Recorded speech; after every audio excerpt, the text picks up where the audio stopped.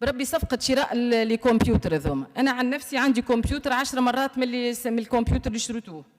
كنتوا تنجموا تشاوروني، كل نايب تاخذوه على حدة شنو يحب. اللي يحب كمبيوتر ياخذ، مثلا أنا ناقصة تابليت، نحب تابليت، ما يصيرش ما عنديش في كمبيوتر، ما يصيرش كان تشاوروا النواب وتاخذوا استشارة وتعملوا النواب وتعملوا استشارة وتعملوا الصفقة نتاعكم.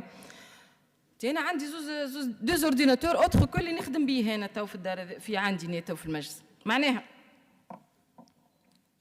صارت ترسيم للعمال الاتصاليه اللي فهم دوميناج والحراس.